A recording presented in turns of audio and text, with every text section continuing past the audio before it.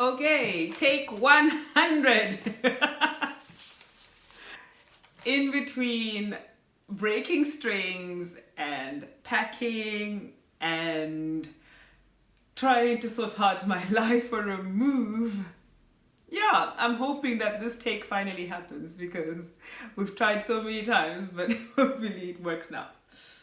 Cool. So, hi everybody, how are you doing? If you've been having a week or two like mine, life has been hectic, but actually really epic and fun. Somebody says that I thrive in hecticness, and I actually believe that's true. As long as it's not too long, then everything is actually copacetic. Everything is actually a-okay.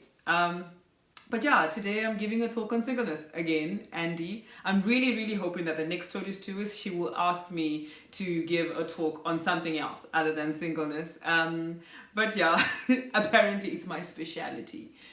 So here we go. If you've been single a minute, truth of the matter is you've probably heard a ton of talks on singleness. Those that tell you to wait and how to wait. Those that tell you about your expectations, if they are too high or too low.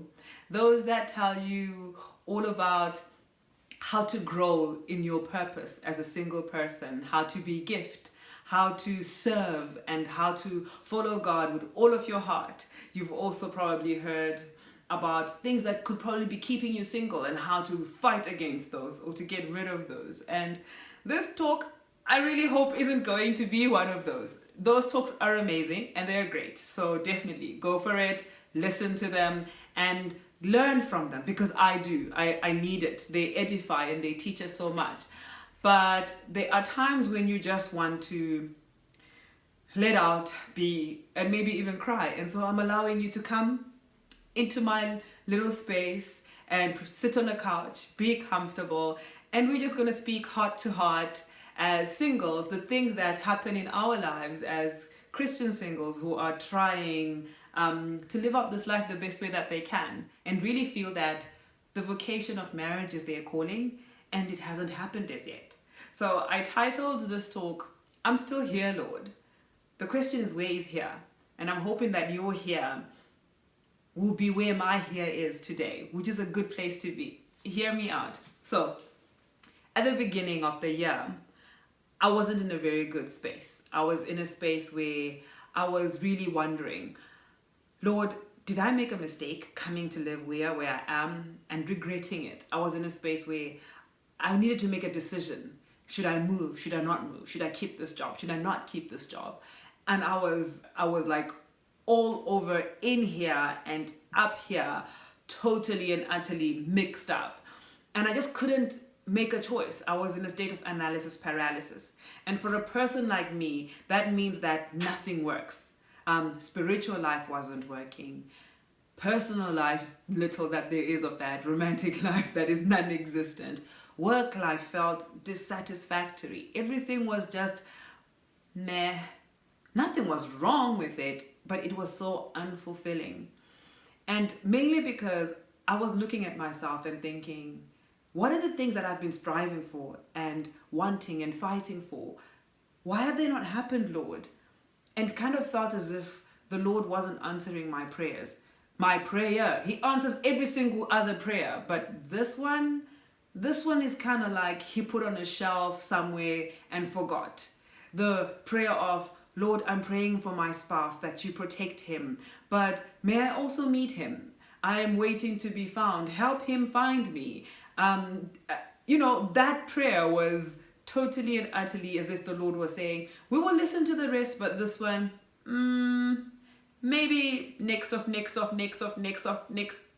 year. It's like His timing and my timing on this particular issue are totally not on point. So because of that, everything felt bland. Everything felt grey. And I'm surrounded by the most amazing women, amazing Catholic women and Christian women in their 30s and 40s who are also single. And whenever we meet, some of the things that we talk about offline, online are, why are we still single? And I'm not just saying they're amazing because they are my friends or acquaintances. They are truly amazing, amazing in heart and spirit, powerful women of God, and yet they're still single.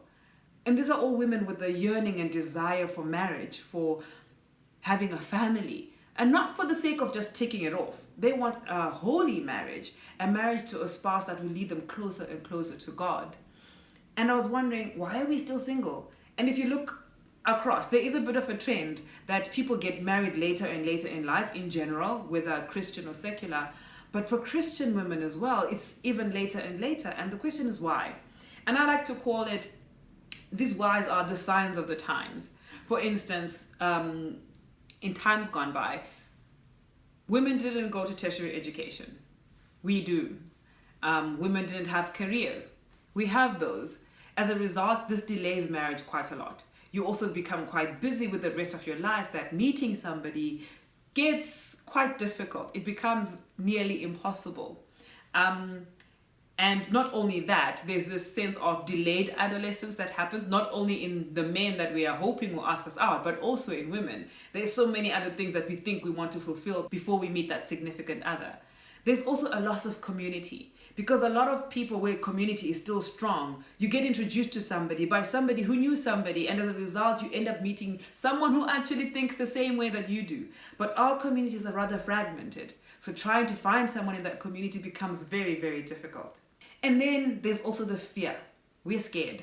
I am scared sometimes of when I meet that right person, are they the right person? You begin to question. You've waited so long. You definitely don't want to be making the wrong choice now. So we are scared to become vulnerable. We are scared to open ourselves up to this person who could possibly be the one. We are very scared as well just for marriage itself, because it's a commitment and you don't want to divorce because you see the problems that other people are facing. And all of these reasons, for the women as well as for the men, mean that marriage as a decision gets delayed. So for some of us, it means we don't get asked out because we are a little bit insular. We are at home more often than not, or we are running around with our ministries and our work that people look at us and they think, oh, they don't really have time, or they don't even want to get married, or oh my gosh, she does all of this holy work. So no, she is like Mother Teresa or Mother Mary up there, so of course I can't possibly ask her out, which is so like sad when you hear, because you're thinking, no, I'm not looking for the impossible. I'm just looking for somebody who wants to walk this journey with me, because I am a fallible sinner and I want somebody who's going to be like, hey, we can do this together, because we know what the prize is, the prize of eternal life. But that seems to be quite impossible for us to get. So what has made me optimistic though in the past couple of months is that during this lockdown time, this quarantine time, I managed to talk to a few people. First of all was meeting up with a conference where January Donovan, I listened to her talk and I actually ended up talking to her, and she said something that struck me. She said, we work so much on being the women we're supposed to be, but sometimes we don't have the skills. So she was like, every other point in my life seems to be okay, but the skills in being a woman who is attractive might be something that I might need to work on. So I asked myself, oh my gosh, is it something that I really need to work on? And then also I managed to go to therapy because I was a bit worried, and I was like, maybe let me actually see a psychologist. So I saw a behavioral psychologist and just talked to her a little bit, and she was like, you know what you want, but you're just scared to actually make those decisions. And she helped me with a few techniques of how do you make the right decisions to decide where you need to be in life. And all of that opened up this world where I began to ask myself, I trust the Lord most of the time. Where are the areas that I don't trust him? Where are the areas I don't abandon myself to him as a father who loves me? Where are the areas that I'm always struggling to hear him?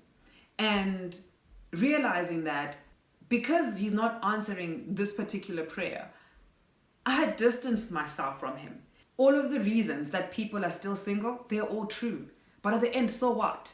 It didn't matter that those reasons were true. All that mattered was, I'm still here, Lord, on my knees, praying. Me and all of these other women, the women on my list, there are so many that I pray for marriage. We are here, Lord. It's a never-ending prayer because we feel a pain, the pain of being left behind, the pain of loneliness. It can be quite debilitating. It can lead to sadness, deep, deep inner sadness that is so, so hard to get rid of. And talking to, as I said, my friends, my ladies, my acquaintances who are all in this space and hearing the pain in their voices and wondering, how can we change this? Brought me to the space of them inner reflecting. And that's what the quarantine really gave me, space and time. I didn't need to then rush to work and rush off and be super, super busy. I actually had time to journal. I had time to delve into who I am, to actually come in touch with my emotions, to notice the sadness and loneliness and label them as sadness and loneliness, to notice the pain and the grief and label it as such, that because it is a grief of not having the children that I wish I already had, a grief of not being surrounded by loved ones, and noticing that sadness and that pain, that true pain, and allowing myself to just experience it. Because in allowing myself to label it and experience it, then I could then begin to think, is there something I can do about it? And I noticed that there is things I can do about it. But there was this devastating thought that really struck me. You always pray, Lord, let your will be done. Let your will be done, not mine. But I hope your will aligns with mine. I hope your will aligns with my desires. But then actually beginning to understand that because of the human condition, because of where I live, because of what's going on, it is quite possible that I will never get married. That thought in itself it's crushing. But in thinking it and accepting it, it was also quite liberating. Because at the end of the day, I was asking myself, what has the Lord promised me? He has promised that He is my Father. He has promised that He will love me, and He loves me like nobody else does. He has promised good for me, but He hasn't promised me marriage. Marriage is not the goal. It's not the be all and the end all. It is something I desire with all of my heart and I will pray for, but it is not the crown. It is not what He has said as, if you have achieved marriage, you have achieved it all. Coming face to face with that pain of loneliness, with the pain of regret, that maybe the choices that I have made is what have brought me to this place. That is not something God has done, it's something that I have done that has brought me to this place of singleness so late in my 30s. And realizing that in my head, I was also feeling unworthy, that there must be a reason that people don't ask me out. There must be a reason that for some reason, the guys just think, wait, no, she's not the one that we should be aligning ourselves with. There must be a reason that I'm still single and on the shelf. Coming to grips with that pain began to free me up and to actually see my worth. That, whoa, there is nothing wrong with me.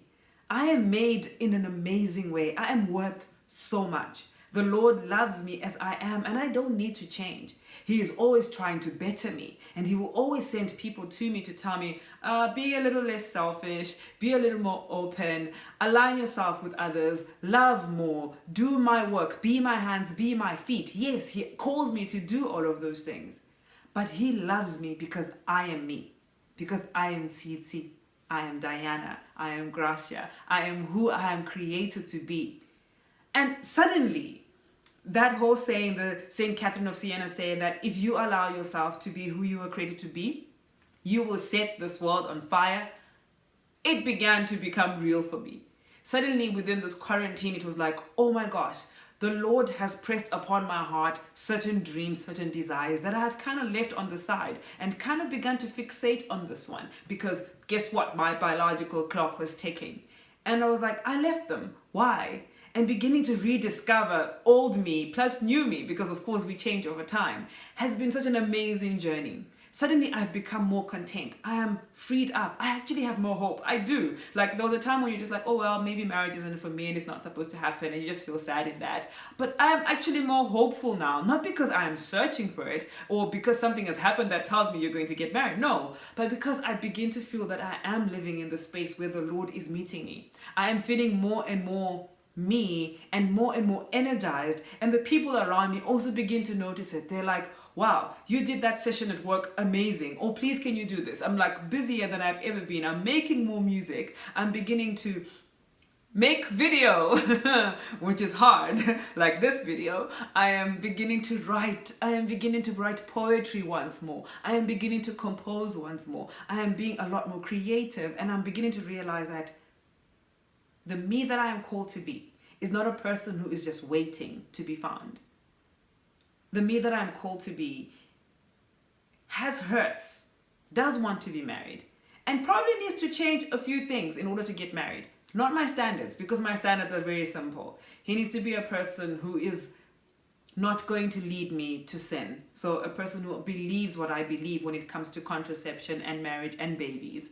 He's not going to be a person who wants me to turn away from the Lord. And those very simple standards seem to be quite high for some people. And I'm like, you know what? Lord, thank you for reminding me that if a person is like that, they're not for me. He's going to be a person who accepts me as I am, the beauty that you have created me to be. And I need to begin to learn to accept myself and love myself a little bit more. So this time has really been that endurance test of beginning to accept myself more. It's really felt like a time of self-actualization. In the silence, I've been seeing myself as a reflection of how the Lord sees me. And that feeling of God is not coming through for me, it's there. Because I mean, it's as if we always kind of think, Jason Everett always says, run towards the Lord and then take a look left, right, see who's running with you. Those are the people you end up with. And you're like, Lord, I've been running towards you full steam ahead. There is nobody running with me. So that sense of, if I do the way that sense of the works that I do, Lord, should be rewarded. Not that I had it, but there is, at the back of your head, you kind of think that. Let's not lie to ourselves. We do. It's now kind of gone away. It's now kind of gone away because I realized that's not the promise. He never said, do this, do this, do this, do all of this ministry. Do all of this ministry for me and you will find someone. No. So it's coming to this realization that I do trust the Lord, but probably not as much as I should. Understanding what that trust is, who knows? Sometimes it's trust on his promises. Trust on verses like, seek ye first the kingdom of God, and all these things shall be added unto you. So yes, I am seeking. Trust on Psalm 37. Delight in the Lord, and he will give you the desires of your heart. Or Psalm 84. No good thing will be withheld from them that walk uprightly. And saying, Lord, marriage is a good thing. So please don't withhold it from me. But then also remembering those in the Bible who had to wait. Remembering Job and all the troubles and trials and things that he went through and thinking, he didn't always get what he wanted. Or remembering Anna, for instance, married young, but waiting until late in her years, 80s, 90s, maybe 100 even, before she saw the Messiah. But realizing that for her, that was it. Seeing the Messiah was the prize. It wasn't a case of she thought, I've been widowed young, so my life is over. It was very, very different. So changing that perspective, understanding that we always say, pray as if only the Lord can do it, and then work as if only you can do it. Trying to find the balance between that. So does it mean that I have to dress better? Does it mean that I have to go out and be seen more? Does it mean that I have to actually place myself in places where somebody would say, hey there, you're looking good? Or like the Catholic men, wherever they hang out, figuring that out and like, I don't know, hunting them out or something. Does it mean I need to do that? Or do I need to be like Ruth? Ruth was a foreigner in a foreign land, coming into a place where the Jews did not intermarry with the foreigners. She had zero chance of finding another spouse. And yet the Lord put Boaz in her path, or put her in Boaz's path. Not really sure how you would term that. But at the end of the day, trusting that a Lord who would bring Tobit to his Sarah and save him from death, that Lord of miracles, he could have a miracle for me. Even though it's not promised, I actually have a hope now that it's possible. Knowing that it actually might not happen. And that's been a little bit freeing for me. I don't know if this is comforting for you. It probably isn't, especially if you're in that space of longing and loneliness and despair. And a friend was also mentioning that there's a shame that comes with being single. a shame that we have failed, especially for us who have done so well in all of the other areas of our life. And I want to tell you, don't feel shame. You haven't done anything wrong. You might need to improve here and there. So work on that. Improve yourself. You might meet somebody soon. You might meet somebody later in life. But at the end of the day, you're still a beloved, thoroughly beloved of the Lord. The Song of Songs comes to mind. In it, you have Solomon who loves his Shulamit, and the love that they have is extraordinary if you read it. But then if you actually put Jesus in that place of the one who's singing that Song of Songs to us, he is one who has been waiting for us and desires us with his whole heart. So understanding that I am loved that much has also freed me and given me some comfort and brought me to a place where I'm saying, Lord, I'm still here. But the here isn't a place of despair or sorrow. It's a place of, I am here in the palm of your hand. I am here laying my head against your bosom. So yes, Lord, I'm still here and it's okay. So if there's a few things I want you to take away, is that marriage is not the end goal. Marriage is not the promise. Heaven, the Lord, holiness is. I also want you to take away that loneliness sucks big time. So I've been lucky enough to have amazing friends who I can have intimate conversations with. And that staves away the loneliness. People that I can open up and bring into my life. So that totally and utterly helps. And then also to remember that even if I don't feel it or believe it, I need to have the faith to trust in the promises that the Lord has given, to stand upon those promises, especially when I feel at my worst, and know that he is carrying me and he is watching over me all the time. And then I need to discern my part and do it. I need to discern how much does the Lord want me to move out of my comfort zone, and how much does he want me to just trust upon him to work the miracle. I reflected a little bit backwards, remembering the happiest times in my life. And the happiest times I've had is when I've actually actively crafted the life I wanted. I remembered when I lived with my cousin Yasha and we sat down and we said, we want this to be a house full of love. We want this to be a Catholic home. And the two of us actively made sure that when we came back home, we would give each other hugs, give each other space, cook together, talk together, sit together, pray together, study together the Bible. And those type of things, they made our home a home full of love. And that's what I've begun to do. And I've been looking at it. I live by myself, but I can still craft a Catholic home, a home where I pray, a home where anybody, when they arrive, they can feel the love immediately. And also making a conscious decision to move to where I've got other people now so I can actually be rubbed against a little bit in order to share that love, because I've got so much to give and it would be a shame if it just stays within me. So that's what I've been doing, crafting a life where I can give my love a little bit more. So it's a long race, but it's an exciting one. It's a journey that I'm embarking on, being hopeful that I will get married, but content as well in the singleness.